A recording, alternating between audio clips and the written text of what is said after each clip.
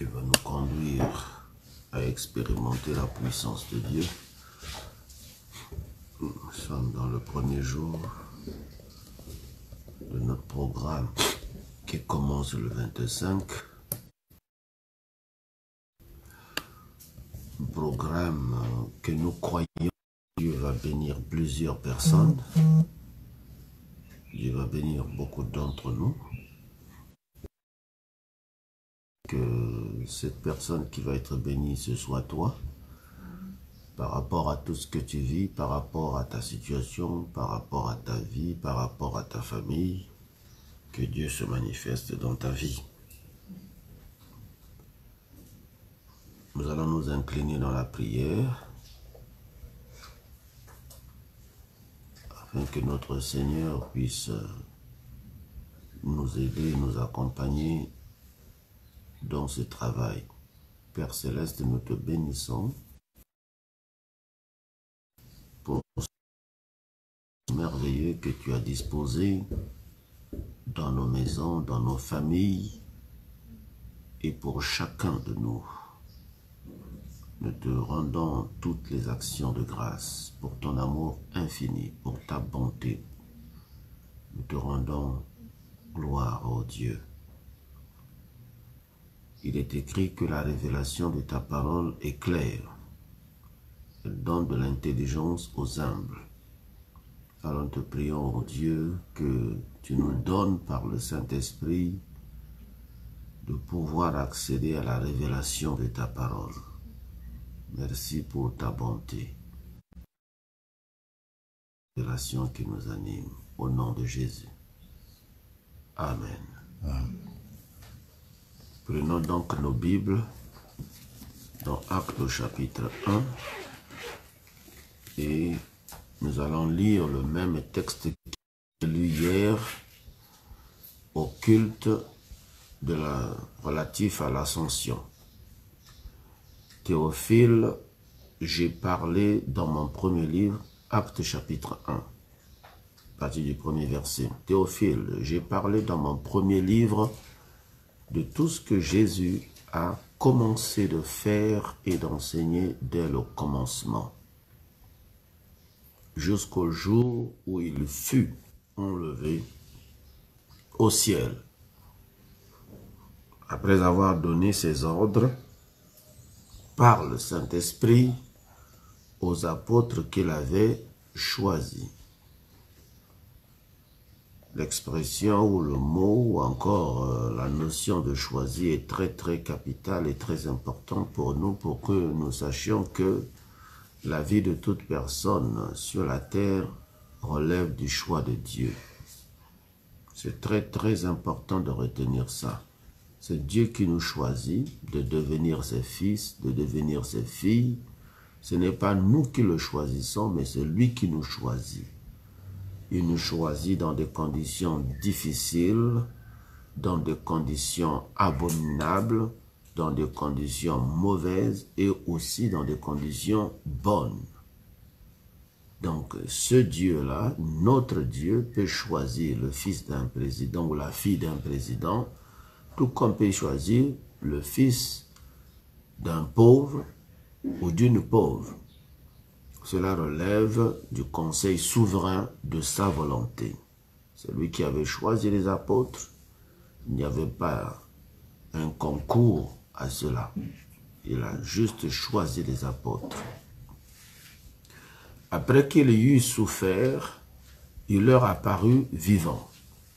Il leur en donna plusieurs preuves, se montrant à eux pendant 40 jours, et parlant des choses qui concernent le royaume de Dieu. Retenez encore là le royaume de Dieu. Le royaume de Dieu. Comme il se trouvait avec eux, il leur recommanda de ne pas s'éloigner de Jérusalem. C'est une sagesse qu'il faut retenir. C'est-à-dire, ne t'éloigne pas d'un endroit où tu te trouves tant que tu n'as pas une direction précise et claire de la part de Dieu. Beaucoup d'entre nous au sortir du confinement, veulent rapidement retrouver l'endroit, le lieu où ils habitaient avant. J'ai entendu des témoignages où des gens me faisaient comprendre j'étais venu à Brazzaville pour telle ou telle situation et finalement, le confinement m'a retenu à Brazzaville. D'autres encore, j'étais allé à Pointe-Noire pour telle ou telle chose, le confinement m'a retenu à Pointe-Noire. Nous oublions quelquefois que Dieu est le maître des temps et des circonstances. Si toi, tu n'avais pas la révélation sur le confinement, mais lui le savait. S'il ne voulait pas que tu vives le confinement à Brazzaville, tu ne serais pas venu à Brazzaville.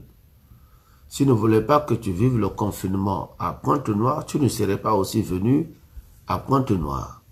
S'il ne voulait pas aussi que tu vives le confinement à Paris, tu ne serais pas allé à Paris. S'il a voulu que tu vives le confinement dans un endroit bien précis, ne te hâte pas de retourner dans ton lieu habituel. Parce qu'il sait pourquoi il n'a pas voulu que tu sois là-bas. Excusez-moi, les amis. Je vous en prie. Je vous aime tellement que je ne pouvais pas faire autrement que malgré mon état que de venir vers vous. Donc, il leur dit, ne vous éloignez pas. Il faut d'abord attendre. Ne vous éloignez pas, mais attendez. Vous entendez bien la chronologie des phrases. Hein? Ne vous éloignez pas de Jérusalem, mais d'attendre. D'attendre quoi? C'est la chose la plus importante. Ne t'éloigne pas de l'état, de la situation dans laquelle ou dans lequel tu te trouves actuellement sans que tu n'aies compris, je pèse le terme, comprendre ce que tu es en train d'attendre. Ne t'éloigne pas. Tu as tes projets, c'est vrai, mais la Bible dit que le cœur de l'homme médite ses voies, mais c'est le projet de Dieu qui se réalise. Il leur recommanda de ne pas s'éloigner de Jérusalem, de ne pas s'éloigner de sa famille, de ne pas s'éloigner de la maison, de ne pas s'éloigner de l'endroit où tu te trouves, mais d'attendre ce que le Père avait promis. Regardez encore le principe, ne t'éloigne pas, attends ce que le Père a promis. Faut que vous, je ne sais pas, vous comprenez la logique. Ne t'éloigne pas, mais pourquoi? Mais d'attendre. Mais j'attends quoi? Ce que le Père a promis. Je reprécise encore ma pensée pour la compréhension de tous. Ne t'éloigne pas, mais comment ça? Moi, j'attendais la fin du confinement et tu me dis de ne pas s'éloigner. Ça n'a pas de sens. Non, mais attends. Mais j'attends quoi? J'ai des rendez-vous, j'ai mon milieu, je dois retrouver ma vie, je dois retrouver ma condition, je dois retrouver ce que je faisais hier. Il dit non, non, non, attends. Parce que le Père a promis. C'est là la grande question. Qu'est-ce que le Père t'a promis? Le Père t'a promis quoi concrètement?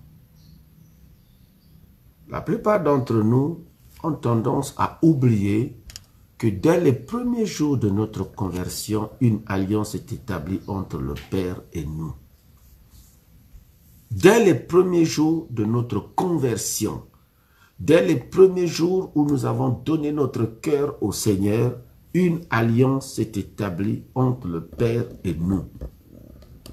Et cette alliance qui s'est établie entre le Père et nous s'est traduite par des paroles prophétiques. Ces paroles prophétiques nous sont arrivées par plusieurs moyens. Soit en lisant la parole de Dieu, soit en écoutant une prophétie par un frère ou une sœur ou un serviteur de Dieu, soit par vision. Donc, Dieu s'est révélé à nous. Et quand Dieu s'est révélé à nous, nous avons accepté et cru en la révélation. Nous avons commencé à marcher dans cette révélation. Et par la suite, notre vie a été transformée. Des grandes choses ont commencé à s'accomplir. Dieu a commencé à se manifester dans notre vie. Mais au bout d'un certain temps, nous avons, compte tenu des réalités, des circonstances de la vie, nous avons changé. Cependant, Dieu, il ne change pas. Il reste le même. Donc, j'ai dit bien, retenez le principe. Il dit, ne vous éloignez pas, attendez ce que le Père a promis. Voilà. Ne vous éloignez pas.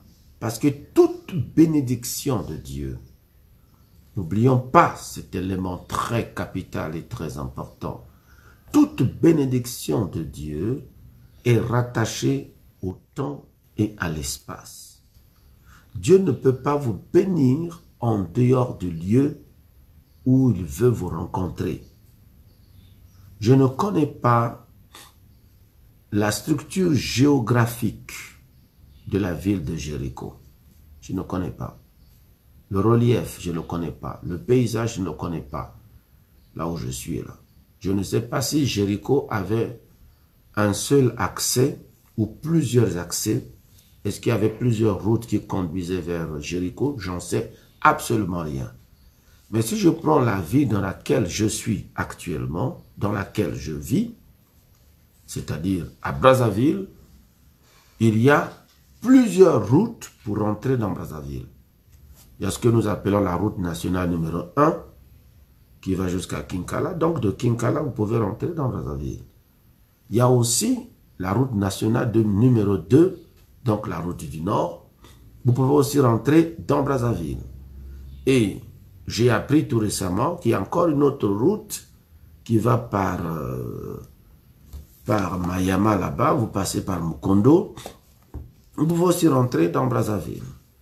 Si vous prenez aussi la pirogue ou encore vous passez par le beach, vous quittez Kinshasa ou que sais-je encore, vous pouvez aussi rentrer par Brazzaville. Donc, il existe plusieurs chemins, plusieurs routes pour entrer dans Brazzaville.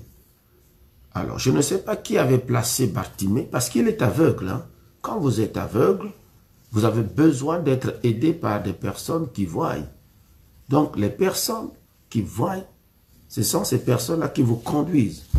Et actuellement, la personne susceptible de nous emmener à nous placer quelque part ne peut être que le Saint-Esprit. Donc, c'est le Saint-Esprit qui peut disposer chacun de nous quelque part.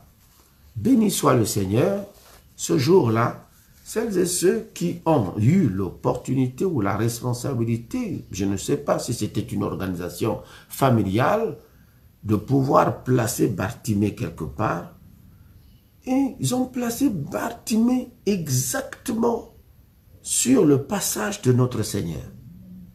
Sur le passage. Quand vous lisez, vous faites ce qu'on appelle une étude chronologique des évangiles, il apparaît clairement, je peux me tromper, parce que je ne prétends pas être un docteur de la loi, que le miracle de Bartimée est le dernier de tous les miracles que Jésus ait fait. Si le premier nous rapporte aux noces de Cana, celui de Bartimée est le dernier parce qu'après, il est allé à Jérusalem où il fut crucifié. En d'autres termes, si Bartimée avait été mal positionné, mal placé, il n'aurait jamais expérimenté le miracle de Dieu.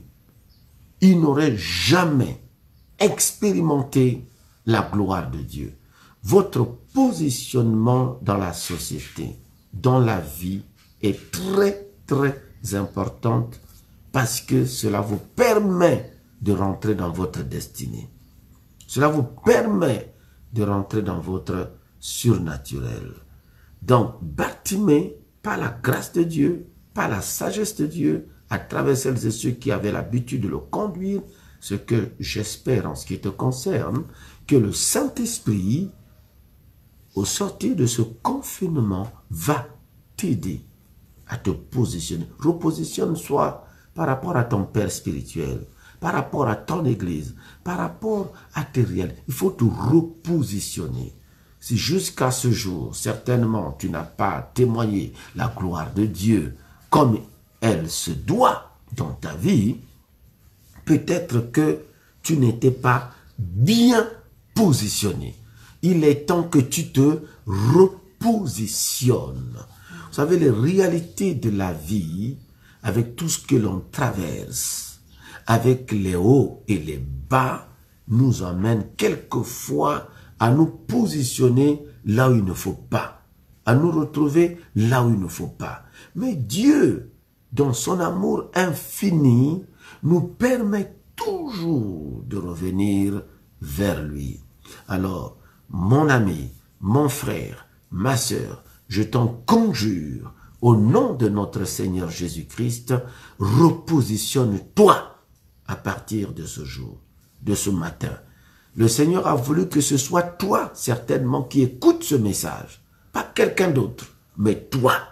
Parce qu'il a une alliance particulière avec toi. Il a une alliance spéciale avec toi. Il dit, suis-moi et je ferai de toi. Donc, repositionne-toi. L'alliance de Dieu est rattachée à tes premiers jours de la conversion. N'oubliez pas ça. L'alliance de Dieu est rattachée à tes premiers jours de conversion. C'est-à-dire les premiers jours où tu as donné ton cœur à Jésus-Christ, ce sont ces premiers jours-là qui établissent, qui sont les révélations de Dieu dans ta vie. Quand il s'est manifesté à Abraham, il dit, Abraham, va-t'en de ton pays, va-t'en de ta patrie. Voilà. Il lui définit. Il dit, je te bénirai, tu deviendras. C'est ce que Dieu t'a dit. Il est temps que tu t'asseyes, que tu reconsidères toutes les révélations dans lesquelles se trouvent les promesses de Dieu pour ta vie. Dans lesquelles, toutes les révélations dans lesquelles se trouvent les promesses de Dieu dans ta vie. Dans ta vie. Je ne parle pas à plusieurs, je m'adresse à toi particulièrement, qui ce matin, tu as une grâce particulière que tu ignores. Dieu t'a choisi. Vous avez entendu le thème, les apôtres qu'il avait choisis. Vous savez, le choix exige une sélection. Le choix, pour toute personne sage, surtout en la personne de Dieu, Dieu a réfléchi. Dieu a tenu un conseil. Le Père, le Fils, le Saint-Esprit. Et là, ils se sont dit, dans cette famille-là, c'est lui qu'on choisit. Et pourtant, pour les hommes, tu ne représentes rien. Pour les hommes, ce sont les critiques, ce sont les jugements, tout ce qui va avec. Mais la pensée des hommes n'est pas celle de Dieu. Toi et moi, nous le savons. Ce que l'homme peut penser, ce que l'homme peut dire, tout ce que l'homme peut raconter, mais ça n'a rien à voir avec ce que ton Dieu a planifié sur ta vie. Lui n'a pas les critères des hommes. Lui, son choix, beaucoup, vous savez, il y a des doctrines dans la Bible qu'on n'enseigne pas très souvent dans nos églises. Parce qu'on se dit, si on enseigne ce genre de doctrine, plusieurs quitteront les églises. Vous avez entendu déjà parler de la doctrine de la prédestination? La prédestination, ça veut dire quoi? Que Dieu sait parfaitement bien lesquels sont prédestinés. La doctrine de l'élection. Dieu sait lesquels sont élus. Mon frère, la vie chrétienne est une élection. Tu es élu. Quand quelqu'un est élu, c'est qu'il y a plusieurs candidats. Mais toi, on t'a élu. Donc tu n'es pas n'importe qui. Change un peu ta mentalité. Change un peu ton système de pensée. Change un peu ta façon de voir. Donc pendant cette période, ce grand séminaire que nous aurons avec vous, avec l'aide de Dieu, à partir d'aujourd'hui jusqu'à dimanche, il y a quelque chose qui me frappe.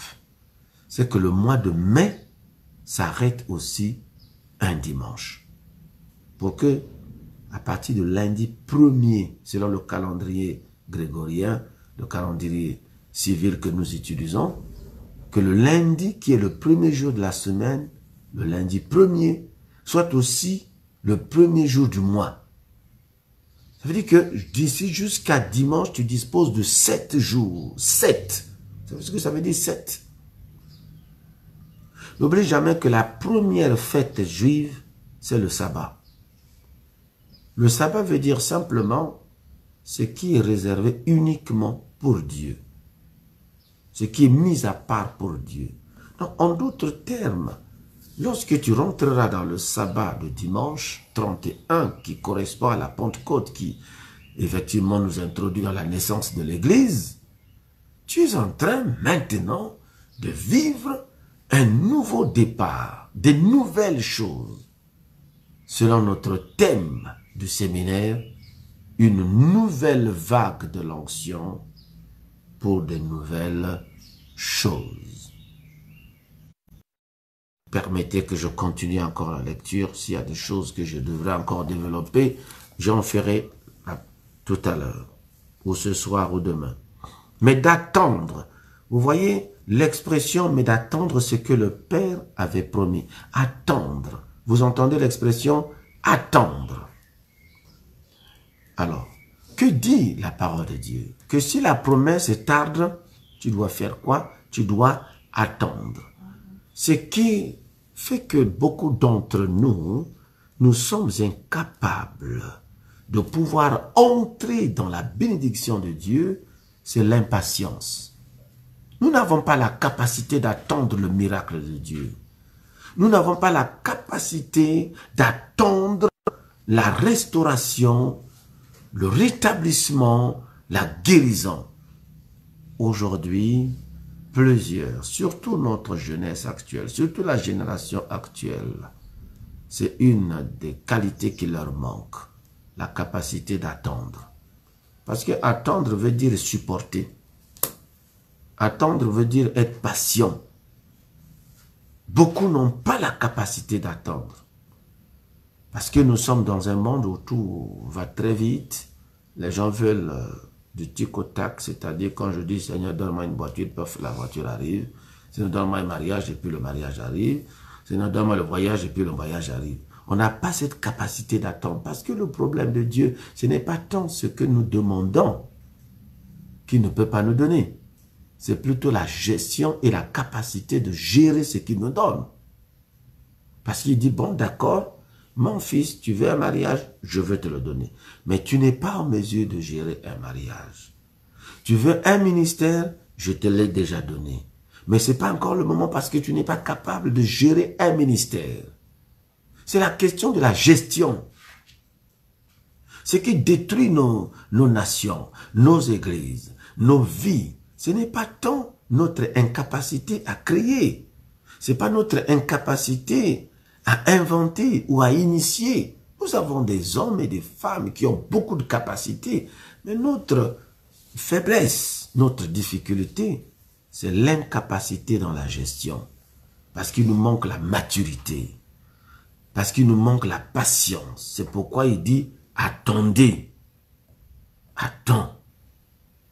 Mais je vais attendre comment? C'est ça là, le grand problème des gens. Le grand problème des chrétiens. Mais d'attendre ce que le Père avait promis. Attends ce que le Père t'a promis. Dans l'alliance que tu as avec lui, il t'a promis. Ce que je vous ai annoncé. Ce que je t'ai annoncé par mes serviteurs. Ce que je t'ai annoncé par mes serviteurs, ce que je t'ai annoncé dans les songes, ce que je t'ai annoncé dans les visions, ce que je t'ai annoncé par les prophéties, ce que je t'ai annoncé quand tu lisais la parole de Dieu. Car si Jean a baptisé d'eau, mais vous, dans peu de jours, vous serez baptisés du Saint-Esprit. Du Saint-Esprit. Alors les apôtres réunis lui demandèrent, oh, béni soit le Seigneur pour cette inspiration, cette sagesse. Vous savez, les apôtres, dans un premier temps, étaient plus préoccupés par eux-mêmes. voulait impressionner le Seigneur. Chacun d'eux voulait être un peu spécial et particulier. Vous vous souvenez de Jean et de son frère qui ont dit, Maître, quand tu reviendras, prends l'un de nous à gauche ou à droite. Voyez un peu. Et Pierre qui coupe l'oreille de Malchus pour essayer d'impressionner. Vous savez, maintenant, quand plus ils ont passé du temps avec le Seigneur, cette fois-ci, leur préoccupation ne se rattache pas à leurs besoins, à leurs désirs personnels, mais ils sont plus préoccupés par le royaume. Et il est temps, mon frère, ma sœur, que tu redéfinisses les priorités dans ta vie. Qu'est-ce qui est prioritaire dans la vie d'un chrétien? Qu'est-ce qui est prioritaire dans un ministère? Qu'est-ce qui est prioritaire dans une église? Qu'est-ce qui est prioritaire dans une famille? C'est le royaume de Dieu. C'est le royaume de Dieu. Écoutez ce qu'ils disent. Est-ce que c'est maintenant que tu viendras pour rétablir? Rétablir. Notre thème qui reste le rétablissement, c'est de ça que je parle, le rétablissement. Qu'est-ce que ça veut dire rétablir? Dans le français, dans le langage qu'on dit rétablir, ça veut dire remettre dans son état premier. Dans son état. Ou dans un état satisfaisant. C'est-à-dire remettre les choses dans un état satisfaisant. Rétablir professionnellement quelqu'un, c'est le remettre dans une situation professionnelle satisfaisante. Ou encore remettre quelqu'un sur le pied, c'est-à-dire c'est un malade qui est resté longtemps couché sur son lit. Alors, quand on rétablit sa santé, quelqu'un là, cette personne retrouve la force de se remettre sur ses deux pieds. C'est ramener la santé, ramener à quelqu'un la santé. Donc, lorsqu'on parle de rétablissement, c'est rétablir quelqu'un, remettre quelqu'un dans sa position antérieure. Lui rendre les avantages dont il avait été privé. Il s'agit de lui remettre les avantages qu'il avait avant. Professionnellement, il faut qu'on te remette tes avantages à toi. Tu as travaillé, tu as dépensé de l'énergie, tu as dépensé sur le plan intellectuel, mais il est tout à fait normal qu'on te remette dans ta position. C'est ça, rétablir. C'est-à-dire qu'il faut reconstituer tout dans la forme originale, comme c'était auparavant. C'est-à-dire l'homme auparavant était dans le jardin. Et ce jardin-là s'appelait Éden, c'est-à-dire là où il y a la prospérité, là où les choses se passaient très très bien. Éden. Là où tout était merveilleux, Dieu se manifestait, Dieu descendait, Dieu était... C'est-à-dire que c'est là où il y avait des délices. Des délices. Il y avait dans le temps un restaurant qui s'appelait les Délices. Quand vous rentrez là, vous trouvez des gâteaux qui vous intéressent, qui vous plaisent, que vous aimez d'ailleurs.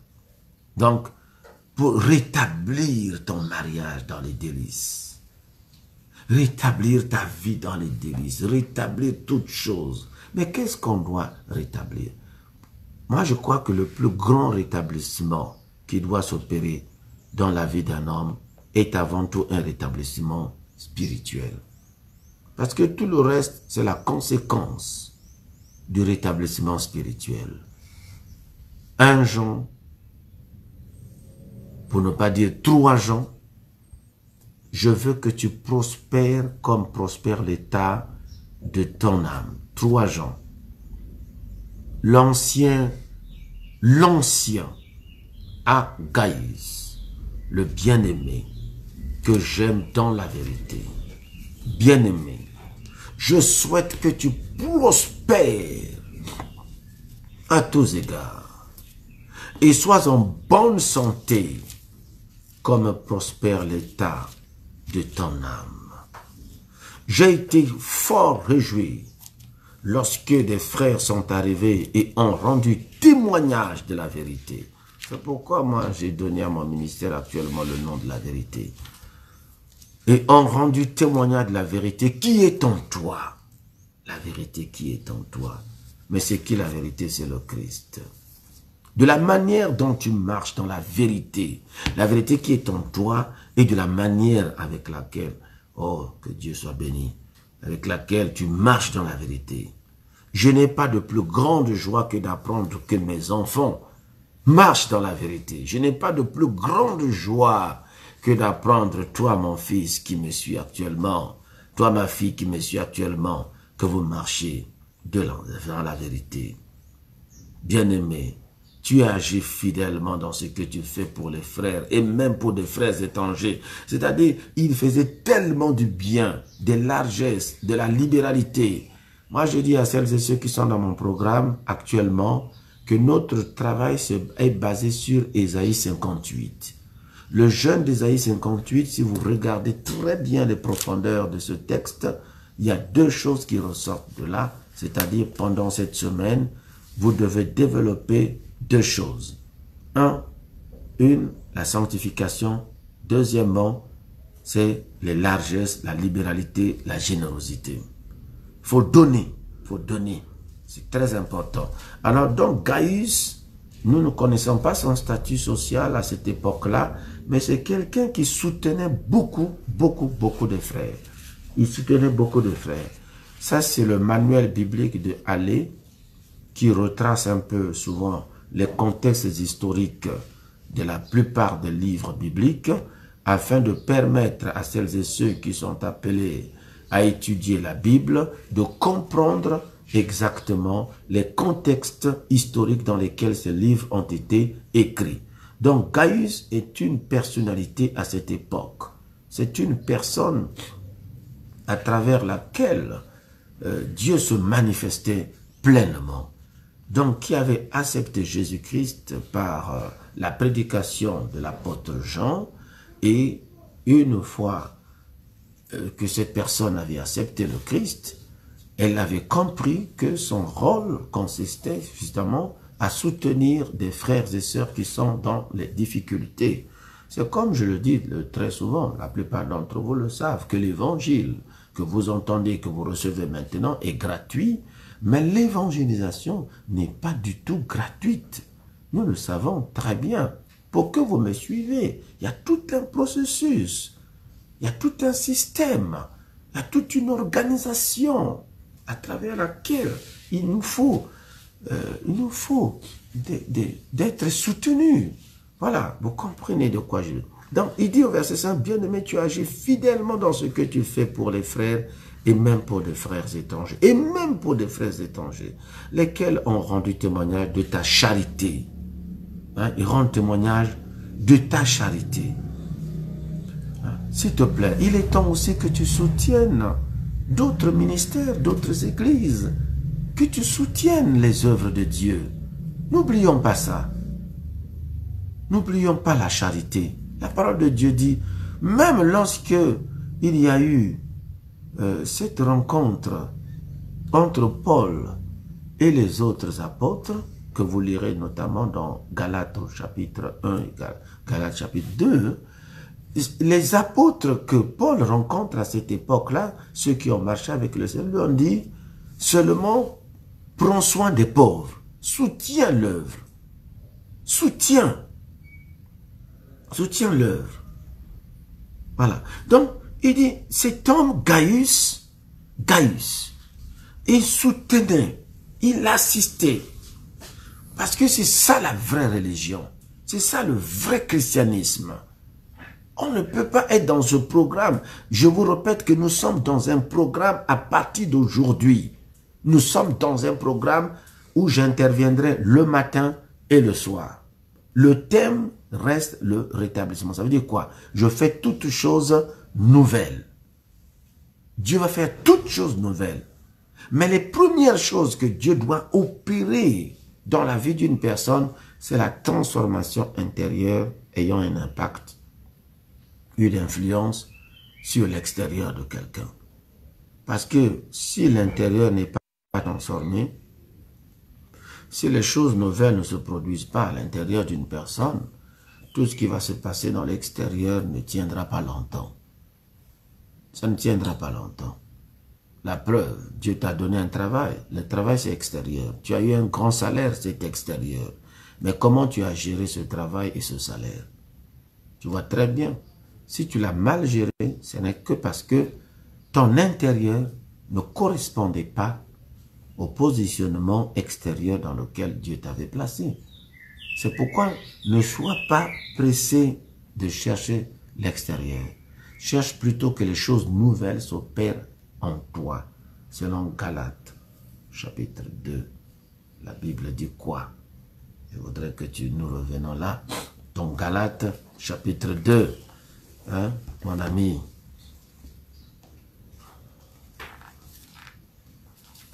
Galates, chapitre 2. Oh, ben dis donc, que le Seigneur te bénisse là où tu es.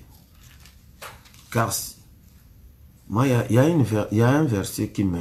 Souvent, quand je le lis, je vous parle à vous, mes chers enfants.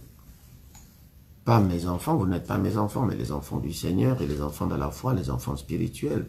Le verset 18 est tellement un verset qui me dépasse. Il dit, car si je rebâtis les choses que j'ai détruites, si je rebâtis, c'est-à-dire si je refais la même chose ou la chose pour laquelle j'ai refusé, je ne veux plus, je me constitue moi-même un destructeur. C'est-à-dire si je commence encore à refaire la chose que moi je refuse, que je n'en veux plus, en d'autres termes, je suis moi-même en train de faire quoi? De me détruire. C'est-à-dire que si je rebâtis les choses que j'ai détruites par ma confession, par ma repentance, je me constitue moi-même. Je ne suis plus en train de commettre des transgressions, mais je deviens moi-même comment? Un transgresseur. C'est-à-dire je m'attribue le statut de transgresseur. Je m'attribue la responsabilité de transgresseur. Donc, je suis en fait, en réalité, un transgresseur et c'est ça ma spécialité. Car c'est par la loi que je suis mort. C'est par la loi que je suis mort à la loi, afin de vivre pour Dieu. C'est par la loi que je suis mort à la loi. Bon, ça ce sont des choses que j'en parlerai un peu plus profondément. Afin de vivre pour Dieu. Le verset 20 dit, j'ai été crucifié avec Christ. Et si je vis, ce n'est plus moi qui vis. C'est Christ qui vit en moi. Si je vis maintenant dans la chair, je vis dans la foi au Fils de Dieu qui m'a aimé, qui s'est livré lui-même pour moi. Verset 21, je ne rejette pas la grâce de Dieu. En d'autres termes, je ne gaspille pas. Je ne gaspille pas la grâce de Dieu. Vous savez ce que ça veut dire, gaspiller les choses? Vous avez la chose, malheureusement, mais vous ne l'entretenez pas, vous la gaspillez. Tout ce qu'on n'entretient pas se gaspille, malheureusement. Tout ce qui n'est pas entretenu est gaspillé. Je dis des choses certainement très profondes qui doivent, en ce moment précis, vous toucher là où vous êtes, de telle sorte que notre Dieu se manifeste pleinement dans votre vie. Donc nous revenons à notre texte de base sur lequel nous sommes en train de travailler ce matin, celui de Acte 1. Donc, le processus, n'oubliez pas, je reprécise encore, c'est-à-dire ne pas s'éloigner. Tu as entendu? Ne t'éloigne pas. Ne sois pas pressé de voyager là. Ok? Ne sois pas pressé de voyager. Ne t'éloigne pas de Brazzaville, de Pointe-Noire, de Paris, que sais-je encore. Attends. Développe en toi la patience. On ne sait pas ce que Dieu veut faire quelque part. Ce que le Père avait promis. Ce que lui, il a des promesses pour ta vie. Bien. Alors, il leur dit maintenant, les apôtres lui posent la question, est-ce qu'en ce temps, tu rétabliras? Tu vois, la préoccupation des apôtres est le rétablissement. Parce que plusieurs d'entre nous, nous avons une histoire dans nos vies. Nous ne sommes pas apparus comme ça, comme des Melchisédek. Non. Nous avons une histoire. Même dans ton foyer, tu as une histoire avec ta femme. avec ton épouse, avec ton époux. Vous savez comment ont été les premiers jours? Ont été les premiers jours. Je disais à mon épouse, ça fait pas longtemps qu'on s'embrassait même dans le métro. Quand on s'embrassait dans le métro, on était tellement, on pouvait passer des heures, parfois même 8 heures au téléphone. Je me suis toujours posé la question de quoi nous parlions. Qu'est-ce qu'on s'adressait? Pendant 8 heures, je suis à New York, je suis aux États-Unis, elle est en France, on pouvait rester pendant 8 heures au téléphone. Oui, le rétablissement, c'est quoi? Ça veut dire quoi? Il faut retrouver ça. Mais c'est ça qui a constitué la force, la chaleur, la vie. C'est ça qui a déclenché, qui a développé l'attachement, le fait de se rapprocher, le rétablissement. Ce sont les premiers jours que tu as eu avec le... Regarde la joie avec laquelle. Moi, j'ai un de mes fils, que je ne cite pas le nom. Il dit, ce qui lui avait frappé dès les premiers jours, c'est-à-dire, quand il m'observait, il n'avait rien à me reprocher. Lui, il était catholique.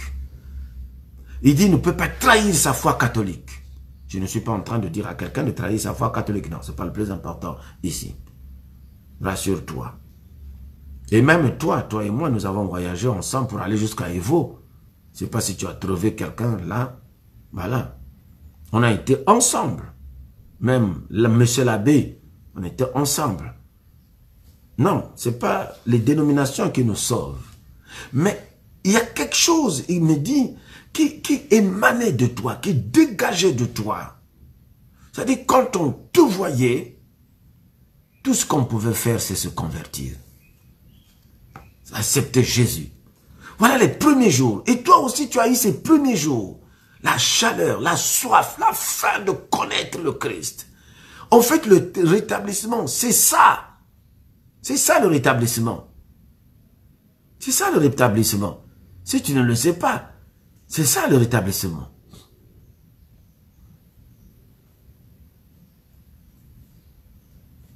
Alléluia. Apocalypse chapitre 2. Écrit à l'ange de l'église d'Éphèse. Voici ce que dit celui qui tient les 7 étoiles dans sa main droite, celui qui marche au milieu des 7 chandeliers d'or. Je connais tes œuvres, ton travail et ta persévérance. Je sais que tu ne peux supporter les méchants, que tu as éprouvé ceux qui se disent apôtres et qui ne le sont pas, et que tu les as trouvés menteurs, que tu as de la persévérance, que tu as souffert à cause de mon nom, et que tu ne t'es point lassé. Mais ce que j'ai contre toi, ce que j'ai contre j'ai tellement envie de dire ton nom, mais ici là on ne peut pas faire ça. Ce que j'ai contre toi. Je reprends la lecture. Apocalypse chapitre 2 à partir du premier verset. Je suis au verset 2. Je connais tes œuvres. Dieu connaît tes œuvres. Ton travail et ta persévérance. La preuve, c'est que tu es resté dans le même foyer, tu es resté au même emploi, tu es resté fidèle dans beaucoup de choses. Je sais que tu ne peux supporter les méchants. C'est la raison pour laquelle tu t'opposes à celles et ceux qui se comportent très mal. Tu ne peux les supporter. Que tu as éprouvé ceux qui se disent, là où tu es, par ton discernement, tu as dû te rendre compte que certains qui se disent serviteurs ou servantes de Dieu ne le sont pas en réalité. Ils ne le sont pas. Et que tu les as trouvés tous des menteurs. Tu as de la persévérance. La preuve, c'est que tu continues encore à t'attacher au Seigneur. Et que tu as souffert à cause de mon nom. Tu as accepté l'humiliation. Tu as accepté le dénigrement. Tu acceptes même quelquefois qu'on me critique. Parce que tu es attaché à moi. On te critique pour ça. On te juge pour ça. Parce que tu crois à la grâce que Dieu nous a donnée. Dans son amour infini. Et que tu ne t'es point lassé. Mais ce que j'ai contre toi, c'est que tu as abandonné ton premier amour. Vous voyez, c'est le premier amour là qui nous manque aujourd'hui. Beaucoup d'entre nous ont abandonné le premier amour. L'amour que nous avions pour le Seigneur. Où notre cœur brûlait du désir de le connaître. De passer tellement du temps dans la prière. dans sa présence. Je ne sais pas si tu te souviens de ces premiers jours de ta conversion, où ton cœur se baignait dans la profondeur de Dieu, où tu avais tellement envie de servir le Seigneur, où tu avais la joie de le servir. Tu vivais dans l'éternité de sa présence. Tu ne regardais pas à gauche et à droite. Tu étais comme un fou de Jésus, un fanatique. Ton cœur brûlait d'aller à l'église. Comme le psalmiste le dit, je suis dans la joie quand on me dit, allons dans la maison de Dieu. Mais depuis un certain temps, cet amour, malheureusement, a disparu. Le rétablissement, en ce qui te concerne, consiste à rétablir ce premier amour. Rétablir le premier amour. Souviens-toi donc d'où tu es tombé. Donc, quand l'amour, le premier amour disparaît, c'est qu'on est tombé. D'où tu es tombé. Souviens-toi donc d'où tu es tombé. J'insiste là-dessus parce que ça nous concerne tous. Souviens-toi donc d'où tu es tombé. On ne peut pas perdre son premier amour si on n'est pas tombé. Si le premier amour a été perdu, c'est qu'on est tombé. Maintenant, Dieu te fait appel à ta mémoire, à ton intelligence, à ton examen personnel. Souviens-toi d'où tu es tombé. On n'a pas besoin de révélation pour ça. Il y a des choses que l'on pratique soi-même. On a besoin que quelqu'un t'apporte une révélation. Non. Il y a des choses que l'on vit soi-même. On n'a pas besoin qu'on puisse nous donner. Ainsi dit l'Éternel. Souviens-toi donc d'où tu es tombé. Alors, quand tu te souviens, tu dois faire quoi? Réponds-toi. Réponds-toi simplement. Réponds-toi. Et quand tu as fini de te répondre, moi j'aime bien la logique de la Bible, hein? Alors pratique tes premières œuvres. Voilà. Pratique ce que tu faisais avant. Tu donnais la dîme régulièrement, fais-le. Tu soutenais l'œuvre de Dieu, fais-le. Tu marchais dans la sainteté, fais-le. Donc, pratique tes premières œuvres. Les premières œuvres là. Tu étais dans la louange, tu étais dans la prédication, dans la modération, dans le partenariat. Tu soutenais les œuvres de Dieu, malgré le peu que tu pouvais avoir. Mais tu étais capable de t'appauvrir. Tu étais capable d'accepter de ne rien avoir, mais afin d'enrichir l'œuvre de Dieu. Dis, souviens-toi. Alors, pratique tes premières œuvres. Tes premières œuvres. Les premières œuvres. Les premières œuvres là, c'est le verset 2 qui les dit. Je connais tes œuvres. Ce sont ces premières œuvres que tu dois retrouver. Ces premières œuvres, c'est quoi? C'est ton travail et ta persévérance. Tu travaillais beaucoup, tu priais beaucoup, tu méditais la parole de Dieu. Tu étais consacré, tu étais totalement, entièrement à Dieu. Tu marchais avec lui. Tes premières œuvres.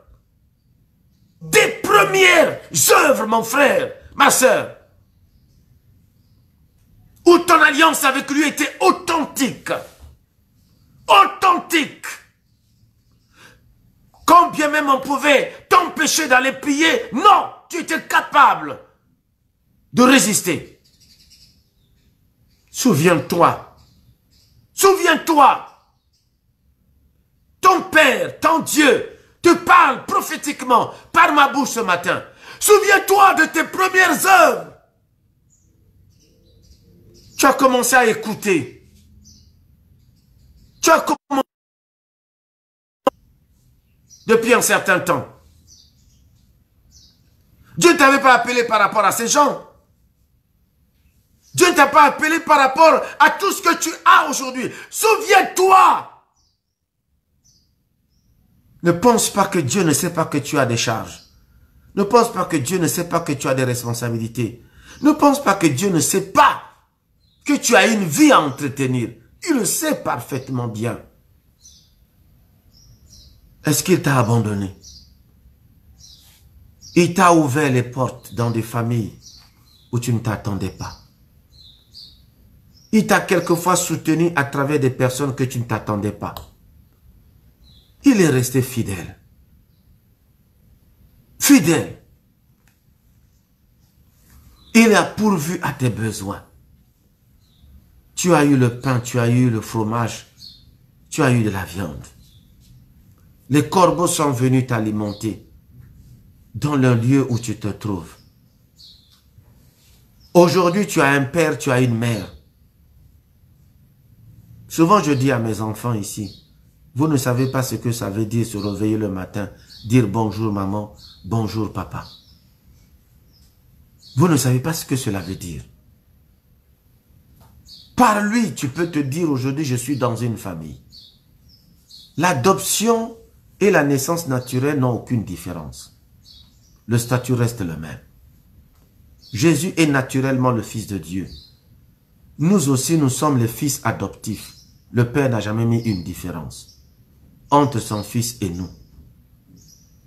Nous sommes tous considérés comme co-héritiers avec Christ. Donc, celui qui t'adopte, celui qui t'accepte, celui qui te considère comme étant son fils, c'est-à-dire ton mentor, dans un domaine comme dans un autre, tu peux être dans la politique, tu peux être dans le social, tu peux être dans un aspect donné de ta vie. Ce monsieur-là te donne l'opportunité de réussir dans ta vie. La possibilité de voir tes rêves se réaliser, ta vision se réaliser. Donc je vous en conjure, ce programme que nous commençons aujourd'hui, nous commençons ce programme de 7 jours qui s'arrêteront le dimanche 31. Je serai avec vous tous les matins à partir de 5 heures, de 6 heures du matin jusqu'à 7 heures. Je serai avec vous. Je vous en supplie.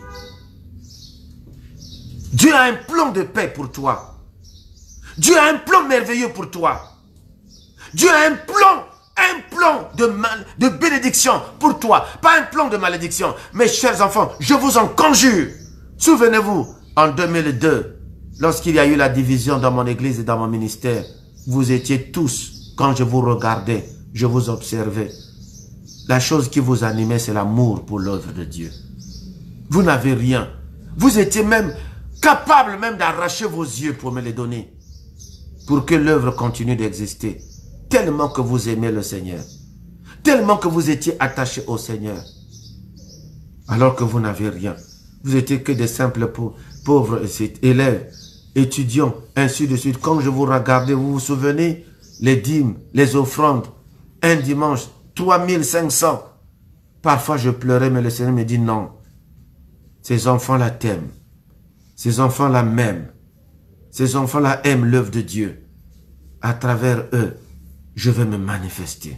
Je vais me glorifier. Alors, il te dit, souviens-toi d'où tu es tombé.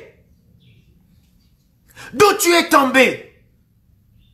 C'est pas quelqu'un d'autre de se souvenir à ta place. C'est toi-même qui dois se souvenir d'où tu es tombé. Tu es tombé si bas. Tu étais tellement élevé. Tu étais exceptionnel. Tu pouvais passer des heures dans la glorieuse présence du Seigneur. Mais aujourd'hui, qu'est-ce que tu es devenu? Tu pouvais passer du temps à la parole de Dieu, à consommer la parole de Dieu, à dévorer la parole de Dieu. Tellement que tu aimais le Seigneur. Ton cœur ne brûlait que du désir de connaître le Seigneur. Comme l'apôtre Paul qui a dit quelque part dans une de ses lettres que je n'ai pas eu d'autre préoccupation parmi vous si ce n'est de connaître Christ, mais Christ ressuscité.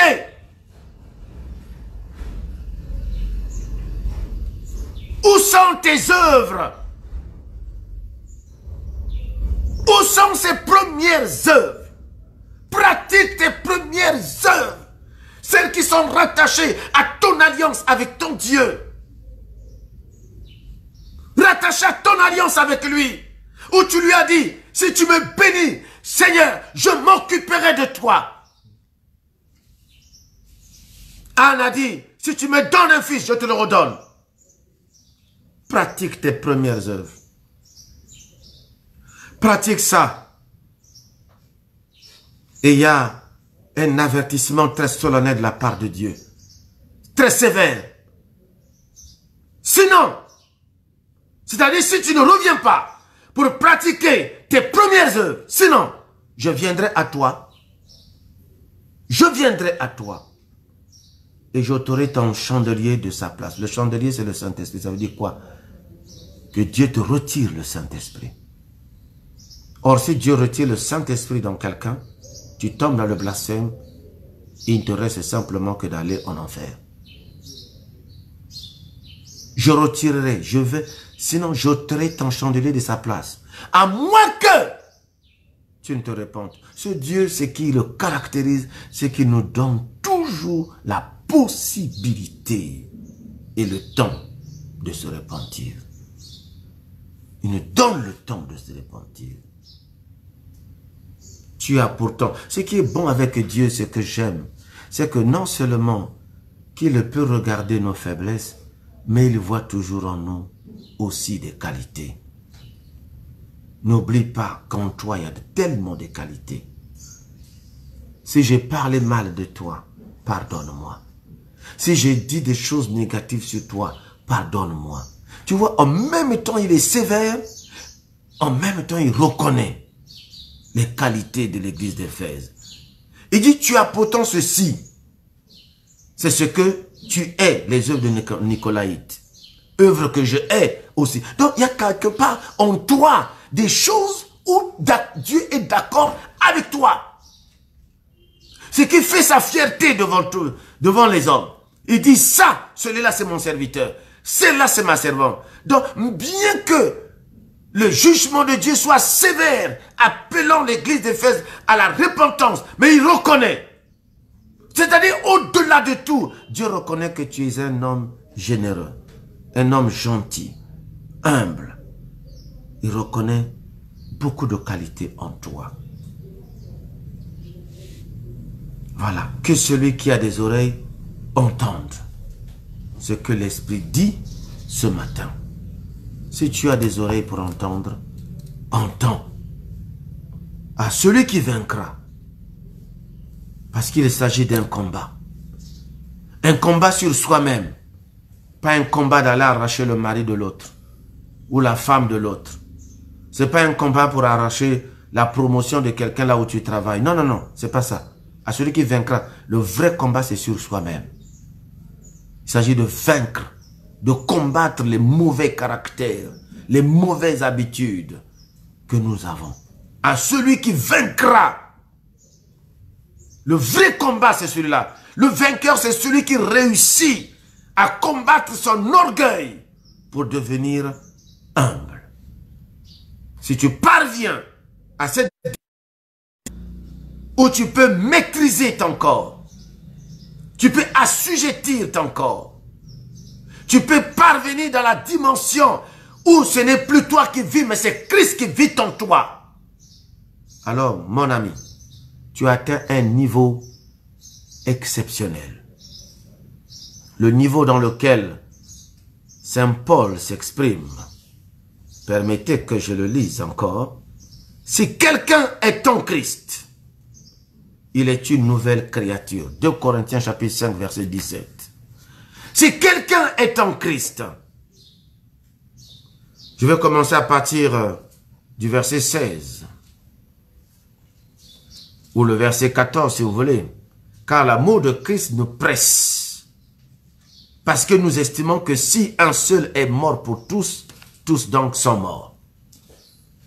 Et qu'il est mort pour tous, afin que ceux qui vivent ne vivent plus pour eux-mêmes. Verset 15. Oh, ça c'est franchement, c'est des paroles quand on les enseigne. On se dit non, non, autant que je ferme ma Bible que j'aille m'asseoir. Ainsi, dès maintenant, Nous ne connaissons personne selon la chair, et si nous avons connu Christ selon la chair, maintenant nous le connaissons plus de cette manière. Nous ne connaissons plus de cette manière. Donc si j'ai connu Christ dans un premier temps intellectuellement, mais avec la progression, la révélation, je ne le connais plus de cette manière-là. Si les raisons pour lesquelles je suis venu à Christ ont été des raisons humaines, mais une fois qu'il s'est révélé à moi, je ne m'attache plus à lui par rapport à ses premières raisons. Parce qu'on m'a dit, viens, tu vas voyager. Viens, tu auras le mariage. Viens, tu auras le travail. Oui, c'est vrai. Mais si je l'ai connu comme ça, il m'a donné le travail, le mariage, et ainsi de suite. Mais Paul dit, mais maintenant, dans le processus de la révélation, je ne le connais plus de cette façon-là. Je ne le connais plus dans cette dimension. Je le connais dans une dimension verticale. Où il est mon roi, mon Seigneur, mon Dieu. C'est pourquoi il dit, si quelqu'un est en Christ, il est une nouvelle créature. D'autres versions disent une nouvelle création. Donc Dieu procède à une autre création. Les choses anciennes. Oh, Seigneur, aide-nous dans ta grâce. Les choses anciennes. Toutes les choses anciennes sont passées. Voici, toutes choses sont devenues nouvelles. Et tout cela, on conclut, hein, et tout cela vient de Dieu. Tout cela vient de Dieu. Donc, les choses anciennes ne passeront pas par tes propres forces. C'est Dieu qui opère tout cela. C'est Dieu qui va se manifester pleinement dans ta vie. Le royaume s'établit en toi. Et la présence de Dieu est telle. Alléluia. Oh my God. Vous voyez, il est aveugle. Donc, il ne voit pas. Il est assis au bord du chemin. Il n'a pas d'autre choix. Parce qu'il est dépendant. Lisez bien cette histoire de Bartimée. Et vous comprendrez. Je répète et je le redis. Pourquoi il est le dernier miracle? Parce que Bartimée typifie l'homme naturel qui est aveugle. Qui est perdu, qui n'a pas de repère. Par rapport à sa vie, par rapport à sa destinée, par rapport à ses choix, par rapport à tout ce qu'il projette. Mais quand il s'approche de Jésus, la Bible dit, Jésus lui dit, qu'il te soit fait selon ta voix et il recouvra la vue. Les amis, je vous dis la vérité, lisez bien. Souvent, on ne lit pas ce texte jusqu'à la fin, c'est dans Marc 10 qui nous parle de la guérison de Bartimée. On dit, Bartimée le suivit. C'est-à-dire qu'il a oublié même son père Timée. Il n'est plus reparti chez Timée, son père. Alors, mon frère, lorsque l'on croit à cet homme-là, on ne repart pas chez Timée. Parce que Timée, quoi? Quelle richesse lui-là? Il a la vie éternelle, il n'en a pas. Et c'est comme ça que Bartimée change de statut. De fils de Timée qu'il était, il devient automatiquement fils de Dieu. Et il a suivi qui? Jésus, jusqu'à Jérusalem. Il a suivi Jésus jusqu'à l'accomplissement de sa mission. Non, mon frère, ma soeur, tu es l'instrument choisi par Dieu pour voir que le plan de Dieu s'accomplisse non seulement dans ta vie, dans ta famille, dans ta maison, là où tu travailles, mais dans les nations. Il a suivi ce programme que nous allons avoir. Vous serez totalement édifiés. Les apôtres réunis. Vous entendez le terme réunis. Moi, pendant que je vous parle, je suis en famille. Nous sommes réunis. La question est celle-ci. Quand est-ce que tu rétabliras notre famille? Quand est-ce que tu rétabliras ma situation professionnelle? Quand est-ce que tu rétabliras mon ministère? Quand est-ce que tu rétabliras telle ou telle chose dans ma vie? Tel ou tel aspect de ma vie? Quand est-ce que tu rétabliras? Il dit, les amis, vous ne comprenez pas. Le rétablissement, ce n'est pas votre œuvre, c'est mon œuvre à moi. Or, il se trouve que tant que je serai dans ce corps-là, il est difficile que je reste éternellement avec vous et que j'accomplisse tout ce que je dois faire. Il faut que je sorte de cette enveloppe qui s'appelle Jésus et que je revienne vers vous pour être avec vous jusqu'à la fin du monde, mais sous une autre forme qui s'appelle le Saint-Esprit. Et quand je viendrai, Je ferai de chacun de vous ma demeure. Donc lorsque nous recevons le Saint-Esprit, c'est Jésus en nous sur la forme qui nous soit réceptive. Il vient pour faire quoi? Mais répondre à la question, tu rétabliras, mais attendez, je viendrai. Et une fois que je vais venir, c'est le rétablissement. Je commence l'œuvre de rétablissement. Il rétablit d'abord qui? Il rétablit d'abord Pierre. Pierre avait quoi comme métier? Pêcheur. Il lui avait dit que tu ne pêcheras plus les poissons, tu seras pêcheur d'hommes. Donc, il le positionne, non pas pour pêcher les poissons, mais pour pêcher maintenant les hommes. Et ensuite, il l'élève dans une autre dimension à laquelle Pierre ne s'attendait pas. C'est-à-dire, il le rétablit dans une dimension plus excellente pour que l'histoire, jusqu'à ce jour, retienne le nom de Saint-Pierre. Donc, je suis en train de dire à quelqu'un qui me suit maintenant que le rétablissement qui va s'opérer dans ta vie fera en sorte que l'histoire retienne ton passage sur la terre. Retiens ton passage sur la terre. Selon les hommes, il est pécheur. Selon les hommes, il habite à Capernaum. Selon les hommes, il connaît pratiquement le lac de Génézareth. Mais selon Dieu, il est le choisi de Dieu. Il est le béni de Dieu. Il est l'instrument par excellence à travers lequel des grandes choses vont s'opérer. Alors, mon frère, ne rate pas ces moments que nous allons avoir avec toi. Ne rate pas ces moments. Ce soir encore, je reviendrai. Et nous poursuivrons notre lecture avec vous. Nous allons encore approfondir le message pour que chacun de vous comprenne ce que Dieu a à dire. Que celui qui a des oreilles entende ce que l'Esprit dit aux églises. Celui qui a des oreilles entende ce que l'Esprit te dit à celui qui vaincra. Maintenant, comment on arrive à vaincre? Qu'est-ce qui fait que nous on puisse vaincre? Qu'est-ce qui fait qu'on puisse vaincre, mon ami? Je ne peux pas te laisser comme ça. Sinon, ce moment-là, mon message ne sera pas profond, ne sera pas puissant. Tu as besoin de savoir. Verset 3 de 1 Jean 5. Car l'amour de Dieu ne consiste à garder ses commandements et ses commandements ne sont pas pénibles. Parce que tout ce qui est né, parce que tout ce qui triomphe. Verset 4. 1 Jean chapitre 5, verset 4. Tout ce qui est né de Dieu triomphe. Si tu es né de Dieu par le Saint-Esprit et par l'œuvre de la parole de Dieu, tu dois triompher. Là où tu travailles, là où tu vis, dans la ville, dans la nation, tu triomphes. Tout ce qui est né de Dieu, Onyoso tu et Botamina Nzambe, triomphe.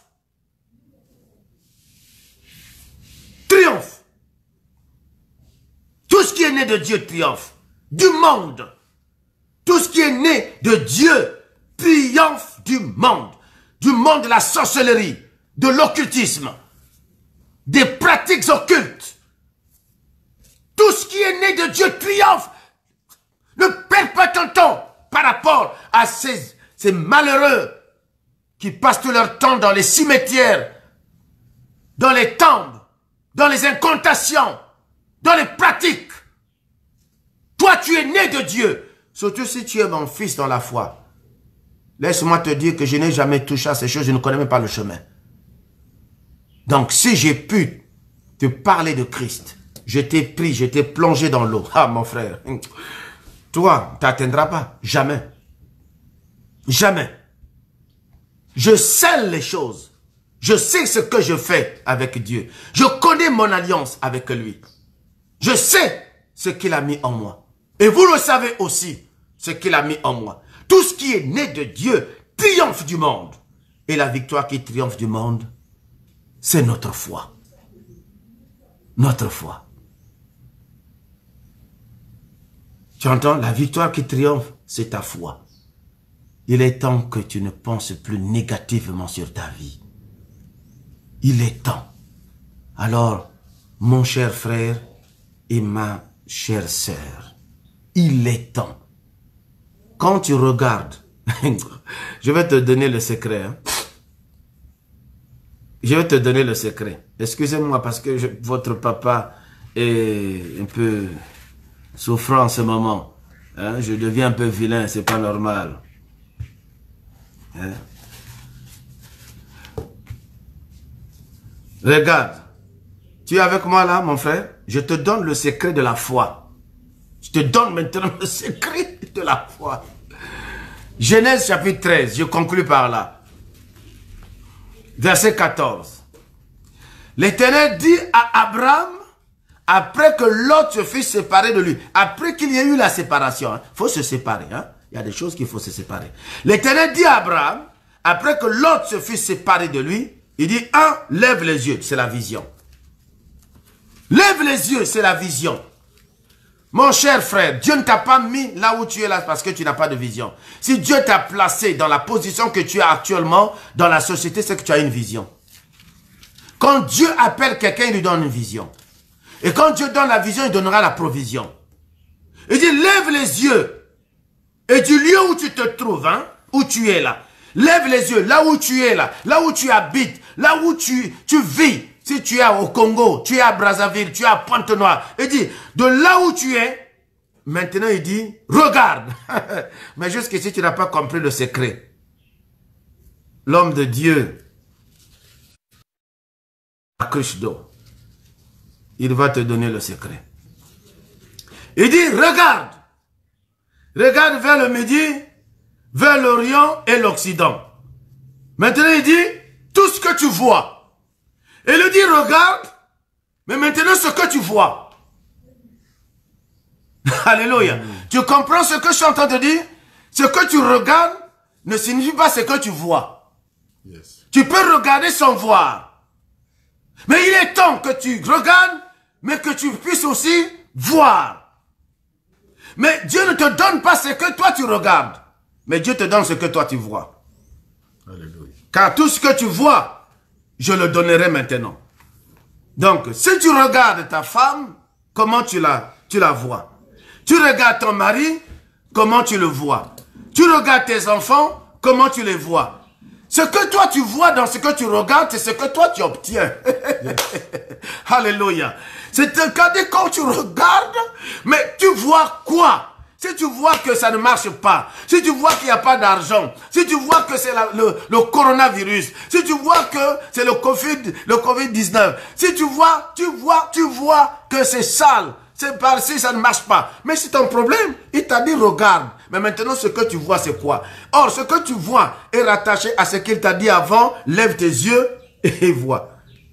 C'est ta vision dans ce que tu regardes qui influence ta destinée. Qui fait ce que toi tu vas devenir. Regarde, mais qu'est-ce que tu vois? Regarde, mais tu vois quoi? Regarde tes collaborateurs, mais tu vois quoi? Tu vois qui? Regarde, vous savez, tout homme avant de se marier, toute femme avant de se marier fait quoi? Il regarde les femmes, elle regarde les hommes.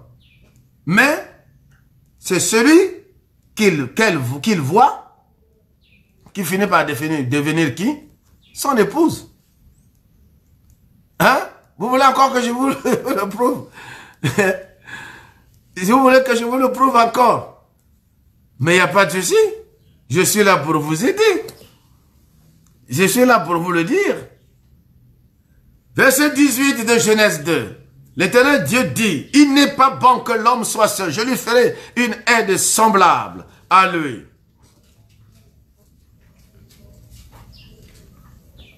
Verset 21. Alors l'Éternel Dieu fit tomber un profond sommeil sur l'homme qui s'endormit. Il prit une de ses côtes et referma la chair à sa place.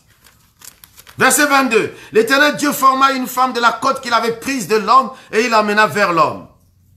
Et l'homme dit, voici. Ah! Ça veut dire quoi? Que l'homme voit maintenant.